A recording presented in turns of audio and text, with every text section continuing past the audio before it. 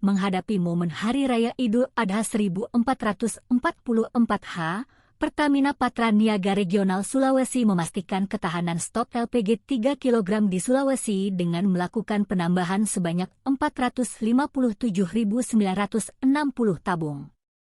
Area Manager Communication, Relation, dan CSR Pertamina Patra Niaga Regional Sulawesi, Fahrogi Andriani Sumampu, mengungkapkan sebaran tambahan pasokan LPG 3 kg subsidi terbagi ke beberapa wilayah.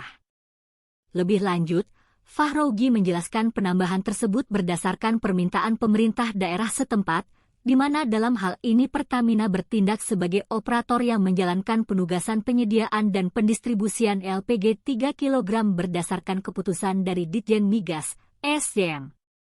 Fahrogi juga menegaskan bahwa LPG 3 kg merupakan barang subsidi yang diperuntukkan bagi rumah tangga, usaha mikro, petani sasaran, dan nelayan sasaran sehingga perlu pengawasan dari banyak pihak dalam pendistribusiannya. Kami himbau kepada seluruh masyarakat sekiranya menemukan pendistribusian LPG 3 kg yang tidak sesuai peruntukannya atau adanya harga yang tidak wajar, maka dapat menghubungi ke Pertamina Call Center 135, imbuhnya.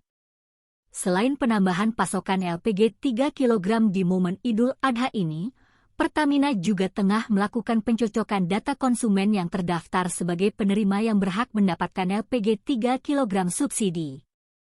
Pencocokan data ini sudah berjalan sejak April 2023 dan dilakukan secara bertahap di pangkalan-pangkalan resmi Pertamina seluruh Indonesia.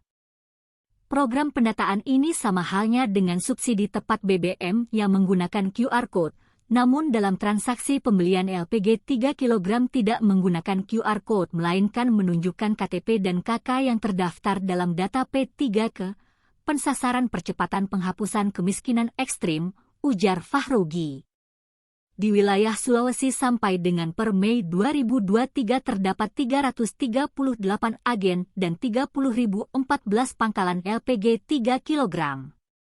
Fahrogi menambahkan selain LPG 3 kg, pihaknya juga tetap menyediakan alternatif pilihan LPG lain yang lebih berkualitas untuk dimanfaatkan oleh masyarakat.